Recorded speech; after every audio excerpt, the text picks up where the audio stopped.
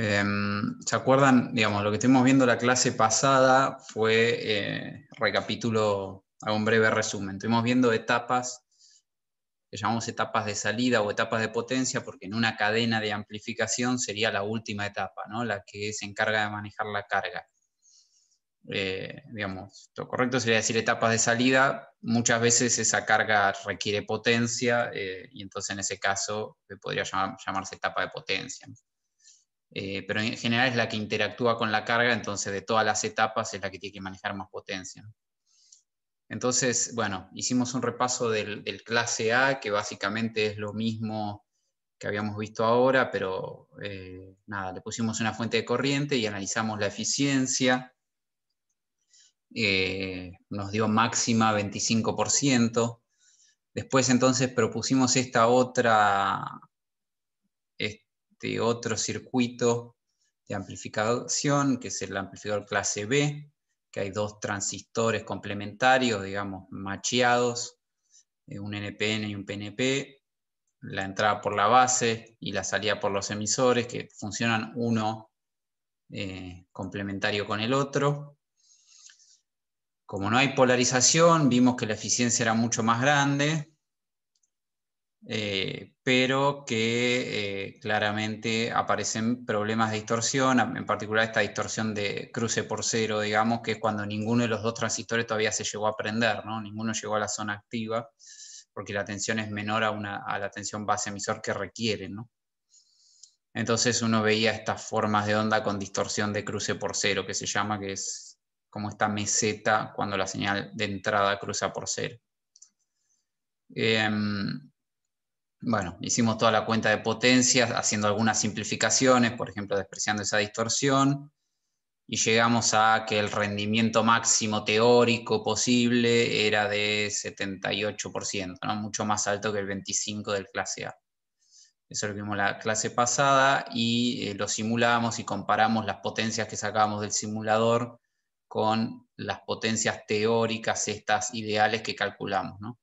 También calculamos qué potencia tienen que manejar los transistores, que es esta cuenta que está acá, que estoy mostrando ahora en la pantalla, y vimos que el peor caso de potencia es cuando el rendimiento es alrededor de un 50%, es decir, la mitad de la potencia va a la carga y la mitad en definitiva la estoy perdiendo en los transistores. Entonces, bueno, tengo que diseñar el transistor para que cada uno maneje la mitad de esta potencia P de máxima.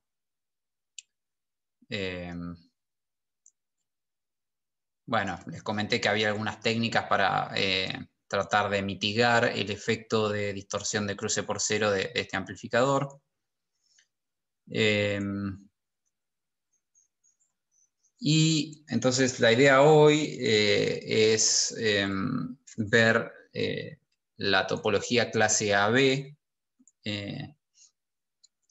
que básicamente uno podría pensar que es una combinación, justamente como su nombre lo indica, entre la A y la B, ¿no? Es decir, ni el extremo de polarización como en el clase A, que la señal nunca se hace cero, es decir, la corriente colector o la tensión, es decir, la corriente colector normalmente uno la tiene polarizada a la mitad y después se mueve de ahí para arriba en forma simétrica y siempre hay corriente circulando por el transistor, ni el extremo del clase B, donde no hay nada de polarización, ¿no? Entonces,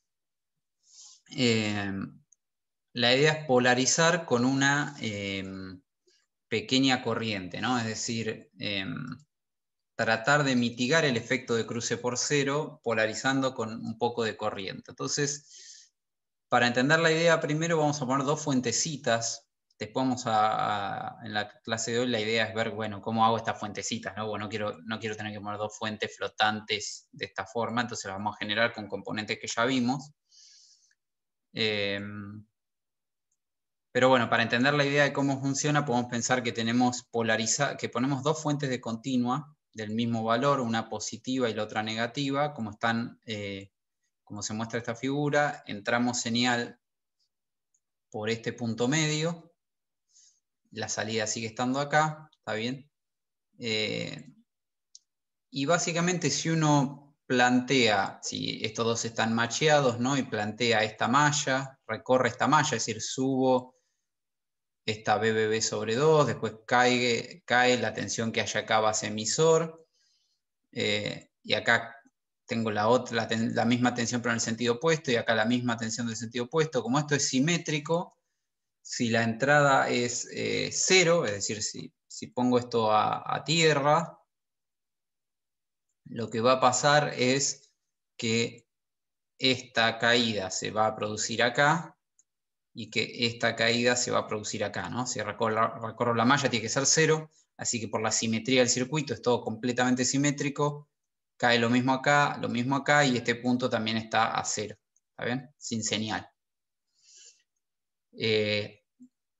Y tengo una tensión, en definitiva, BB2 aplicada en la juntura base emisor. Antes era 0 para el clase B, ahora dependiendo del valor de esto, ¿está bien? Voy a tener una tensión aplicada. Y si tengo una tensión aplicada a base emisor, bueno, va a llegar un momento en que voy a ir aumentando una corriente por el transistor tipo N y el transistor tipo P. Está bien que a esas las vamos a llamar IN e IP.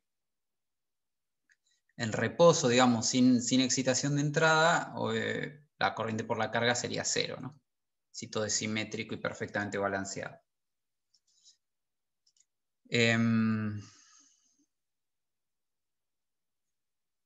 Entonces, básicamente esa corriente, cuando la entrada es 0, cuando BI es 0, a la corriente que circula en esa situación le vamos a llamar la corriente de polarización, ¿está bien?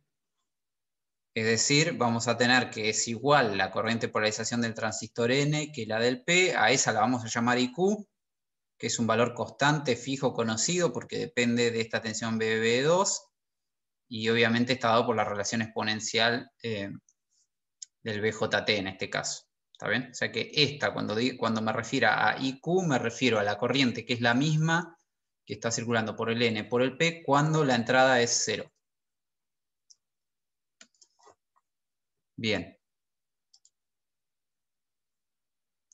Y la idea es que, digamos, que esa tensión BB2 yo sea la mínima necesaria para que el transistor los dos estén al borde de la conducción, ¿no? O sea, una corriente muy chiquita de polarización, pero al borde, ¿no? Si uno lo piensa en la exponencial, sería, bueno, yo quiero estar justo, digamos, quiero poner una tensión base emisor, si veo la corriente,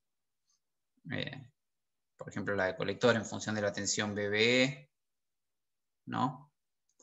Quiero estar por acá, ¿no? O sea, que una corriente chiquita, pero que ni bien aumente un poquito BBE, entre rápidamente en zona de conducción, ¿no?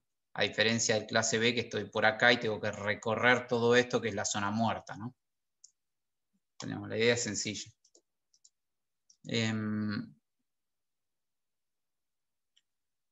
Entonces, ahora empecemos a poner señal, ¿no? Empecemos a mover la señal de entrada B sub I. Básicamente puedo sacar algunas conclusiones, ¿no? O escribir algunas ecuaciones. Por ejemplo, la tensión B0 de salida, si voy por este camino, tengo que es la tensión que tenga el punto acá de entrada, B sub I, más la caída acá, menos la caída acá, ¿no? Eso es esta ecuación de acá. Y la otra cosa que me dice la malla, esa que está marcada con una flecha roja, es que si yo la recorro, tengo esto, ¿no? Fíjense, esto es constante. O sea que la suma de las tensiones base emisor de uno y del otro es constante. De lo cual uno inmediatamente, ¿qué puede decir? Si una sube, la otra tiene que bajar, ¿no? Así que eso es importante. Cada vez que suba una tensión base emisor de uno, baja la del otro. Y eso en definitiva se va a traducir en que cada vez que, por ejemplo, si yo hago subir la tensión base emisor esta, obviamente por la relación exponencial esa que está al borde, va a hacer que la IN esta crezca, ¿no? Vaya, suba. Y entonces esta tensión base emisor va a bajar y esta corriente va a bajar. Es decir, eso es más o menos lo que esperábamos por el funcionamiento que vimos antes de clase B, ¿no? Que cuando uno funcionaba, el otro dejaba de funcionar. Acá es lo mismo, solo que se reduce esta corriente, por ejemplo, hasta que se hace cero, ¿no? Si uno tiene entonces, fíjense, dijimos que la corriente del transistor de arriba, de emisor, de colector, vamos a suponer que son iguales, que el beta es grande, está dada por la inversa de la relación exponencial, ¿no? Lo mismo para el transistor de abajo. En particular, cuando la entrada es cero, tengo esta condición, ¿no? Que la IQ, ¿se acuerdan? Era igual a la IB o a la IN, lo que les dije en la filmina anterior, y eso pasaba cuando la entrada es cero y cuando la caída de esta fuente se repartían acá y acá. Esta es la condición cuando la entrada es cero, pero me relaciona la corriente de polarización chiquita que defino con la tensión de estas fuentecitas, ¿no? Entonces, como sé que las tensiones están fijas, tengo las expresiones esas de los logaritmos, que son las inversas de las exponenciales, aplicando propiedad de logaritmo, el logaritmo de la suma es el logaritmo de los productos, se me van los BT, llego a esto que está acá, a esta igualdad acá, ¿está bien? Lo único que hice fue reemplazar en esta ecuación la tensión base emisor del transistor N, la del P, y esta tensión BB en función de IQ. Para poner el lugar de tensión en función de corrientes, después juntan este logaritmo con este, los BT además se van, este 2 pasa como un cuadrado ahí adentro, acá aplico propiedad de logaritmo, dije, entonces llego a esto. Y si uno observa esta igualdad, no queda otra, es medio obvio esto que digo a partir de lo que dije antes, pero bueno, esa sería la demostración, que se tiene que mantener esta relación de las corrientes de polarización, de las corrientes de los transistores, mejor dicho, ¿está bien? Que el producto de la corriente que va por el N y el producto de la corriente del que va por el P se mantiene constante e igual a la corriente que tengo de polarización cuando la entrada es 0 al cuadrado. ¿Está bien? O sea que tenemos esas relaciones que se tienen que cumplir, que cuando sube la tensión de uno baja la del otro y viceversa, y que el producto de las corrientes de los dos transistores es constante.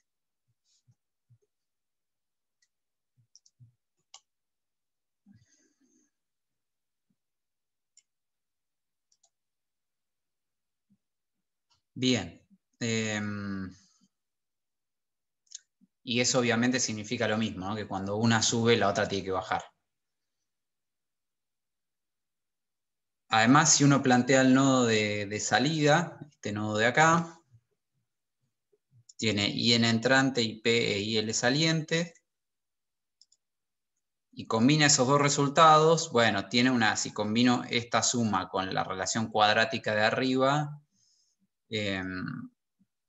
tendría una solución para la corriente, por ejemplo, en este caso del transistor de arriba, en función de la corriente de carga y de la corriente de polarización, ¿no? Y después la idea es igual a la de clase AB, ¿no? Cuando yo suba a la de clase B, perdón. Cuando yo suba la tensión BI, voy a aumentar la tensión base emisor, va a aumentar esta corriente y esta corriente va a ir parte a la carga y cada vez menos esta cada vez se va a hacer más chica, ¿no? Por esta relación de acá. O sea que en un momento prácticamente este se va a cortar y me va a quedar, es el transistor de arriba funcionando como seguidor de emisor, ¿no? O sea, lo mismo que el clase B. Y para el otro lado lo mismo, un seguidor de emisor con este PNP.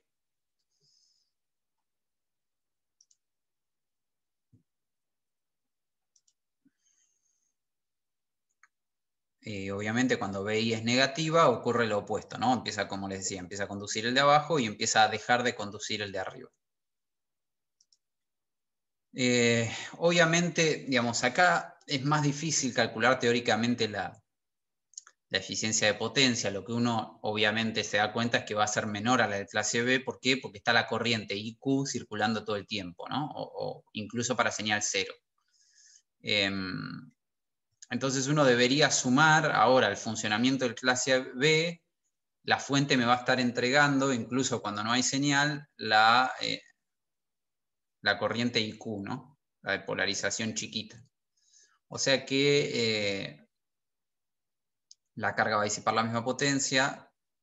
Va a depender el rendimiento de ese IQ, pero uno puede pensar que si hace 0 esas tensiones, si hago 0 las tensiones BB2 esta, tengo el clase B y esta corriente es 0, y a medida que hago más grandes esas tensiones, es como que pongo una corriente de polarización más grande y el rendimiento va a empeorar porque los transistores van a estar disipando más potencia.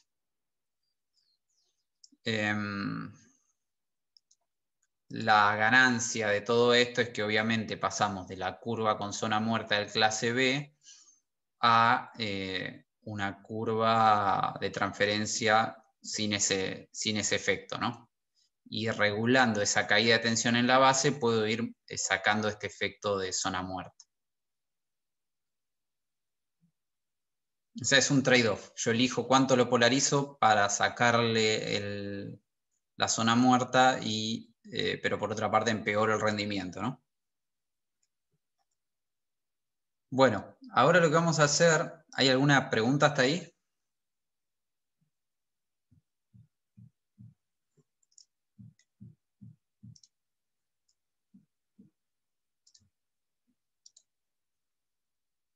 Lo que vamos a hacer entonces, si no hay dudas, es ver varias opciones para hacer esta polarización, ¿no? Entonces van a ver que ya vamos a empezar a tener circuititos más interesantes, ¿no? Y más que nada la idea es ver, bueno, cómo analizo estos circuitos que ya tienen varios componentes, transistores, diodos. Hacerlo así con fuentes tiene varios problemas, ¿no? El primero que necesito generar dos fuentes, necesitaría poner dos fuentes flotantes, ¿está bien? Una positiva, una negativa flotante, porque fíjense, no están referenciadas a tierra, ¿está bien? Esta tiene que estar entre la base y la entrada, y esta tiene que estar entre la entrada y la base del otro. Y además, puede ocurrir un fenómeno que se conoce como realimentación positiva, que es cuando uno modifica la temperatura de un transistor,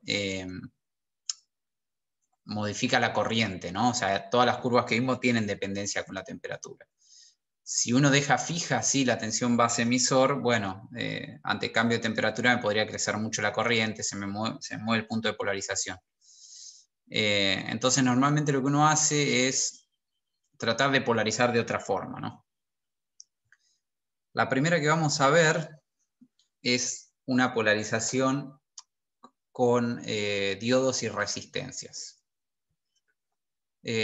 Básicamente la idea de todo este circuito que está acá, que ahora vamos a analizarlo, es cumplir la función de esas dos fuentes de tensión. También fíjense, tengo esta resistencia, estos dos diodos y esta otra resistencia. La idea es que toda esta parte del circuito cumpla la función de esto.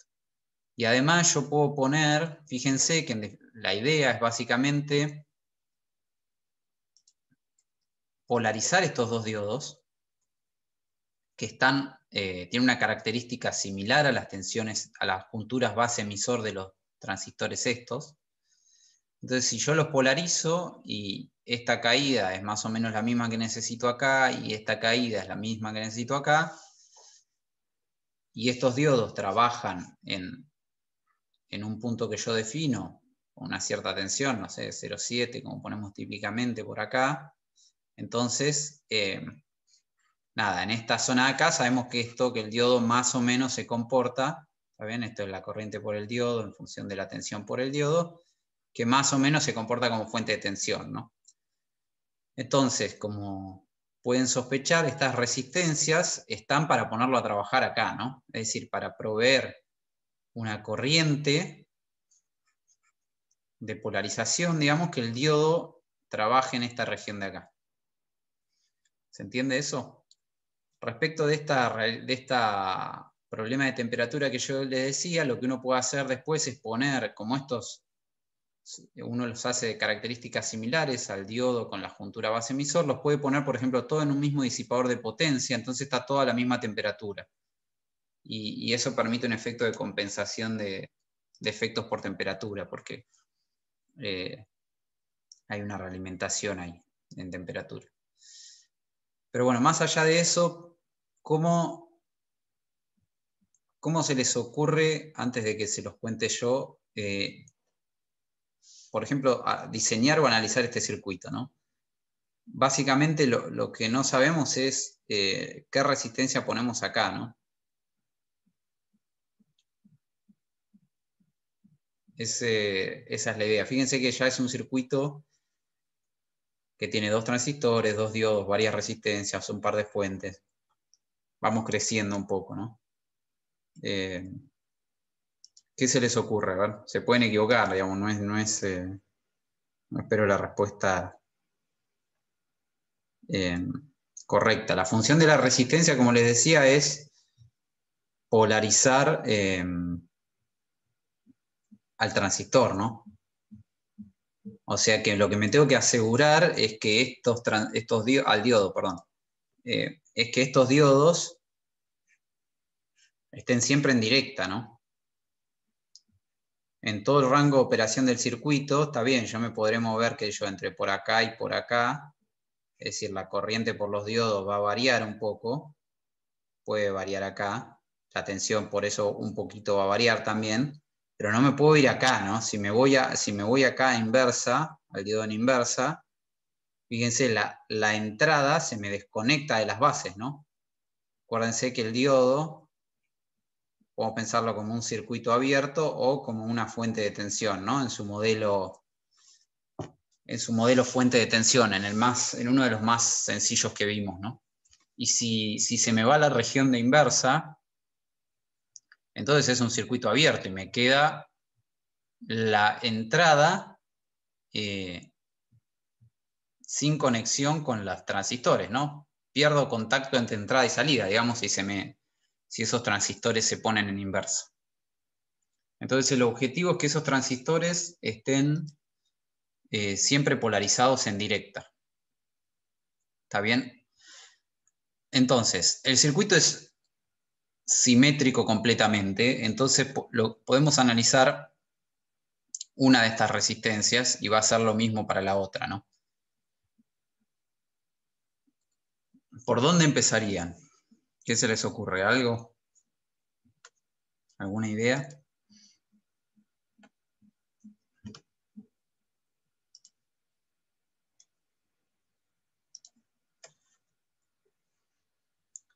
Empecemos mirando este nodo. ¿Por qué? Bueno, porque quiero ver, básicamente para definir una resistencia, ¿qué tengo que definir?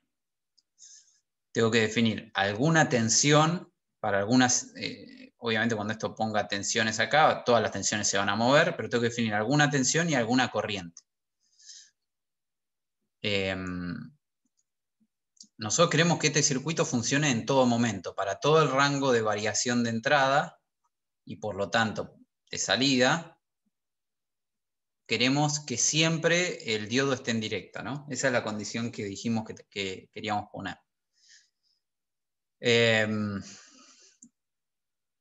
Fíjense, este punto se va a mover en tensión, ¿no? Porque va a estar a la tensión de salida más la caída en el base emisor de este. ¿Está bien? La tensión de este punto, voy a garabatear un poco acá y después vamos a las ecuaciones, pero la tensión de este punto va a ser la tensión de salida B0 más la tensión base emisor del transistor N, ¿no? Esto podrá variar entre 0, 0,7 y B0 sabemos que en un amplificador de salida uno tiene mucha excursión, llegará a algo cercano, como vimos en el clase B, a BCC, ¿no? O sea que este punto se va a mover mucho en tensión. ¿Está bien? Lo que tenemos que encontrar nosotros es el peor caso, es decir, cuándo va a ser la peor situación para esta resistencia que nos dé, ¿qué quiere decir peor caso? Si este punto se mueve en tensión, este está fijo, ¿estamos de acuerdo? Este está BCC, este se mueve.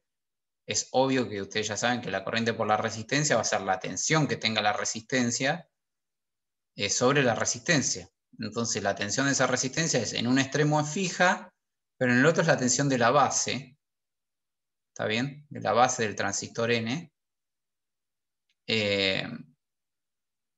Sí, y esa se mueve, ¿no? Entonces, Nuestro problema, les recuerdo, es mantener siempre en directa estos dos diodos. Entonces, el problema es si se nos achica mucho esta corriente, porque esta corriente tiene que permitir polarizar a estos diodos y me lo indica este nodo. Y además, en ciertos momentos, proveer corriente a la base del transistor, que es muy chiquita, ok, pero está ahí. ¿Se entiende hasta ahí el punto? Antes que me metan las cuentas, ¿se entiende cuál es la idea? Es decir, cuanto más suba este punto en tensión, cuando suba la tensión de la base, esta corriente va a caer. ¿Está bien? Porque la tensión está fija. Si yo le achico la tensión sobre la resistencia, cae la corriente. Y si cae la corriente, tengo menos corriente para polarizar el diodo y menos corriente de base para este transistor, que es lo que me indica este nodo. Entonces, vamos a hacer un ejemplo. Supónganse que queremos alimentar una carga de 50 ohms, que queremos que la corriente esa, la de polarización, es decir, cuando la entrada es 0, cuando esta entrada es 0, que la corriente que polariza los dos transistores sea 2 mA, y tenemos fuentes de 12 volts. ¿Está bien? Los diodos tienen una característica, podemos considerarlos de 0,7 cuando están en directa, y tenemos que asegurar, nos dicen en el problema, mínimo darle una corriente de 1 mA, porque si no nos vamos de directa. ¿Está bien? Eso sería pensar como que tengo un diodo. Esta es la curva del diodo, y me dicen, bueno, mirá, que la corriente por el diodo no caiga acá de 1 mA. Esta sería la corriente ID1. Y está la tensión, por ejemplo, del diodo BD1, que la corriente no caiga de acá, porque si no ya entras acá en esta zona. ¿Está bien? Y en directa, bueno, puedo pensar que estos son 0,7. Esas son las especificaciones que me dan. Y bueno, después supongo que tenemos un transistor que tiene una tensión de también base emisor típica de 0,7, una colector emisor de saturación acá de 0,2 y un beta chico. Esto simulando un poco que si uno acá hay transistores BJT de buena potencia, pero esos tienen un beta más chico que el que normalmente ustedes trabajaron, ¿no? Más adelante vamos a ver un poco más en detalle eso. Por ahora, estos son los datos del problema. Bien. Entonces, como les decía, el circuito básicamente lo que tenemos para diseñar es R1 y R2, ¿no?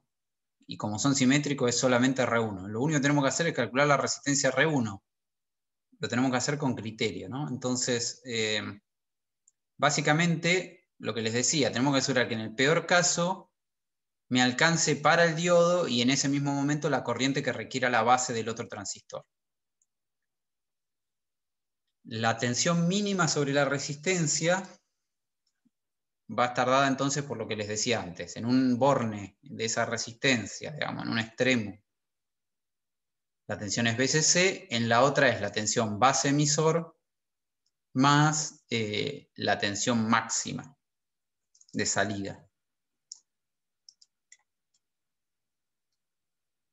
¿Qué corriente tengo que suministrar en esa condición? Fíjense. Entonces, primero analicemos eso.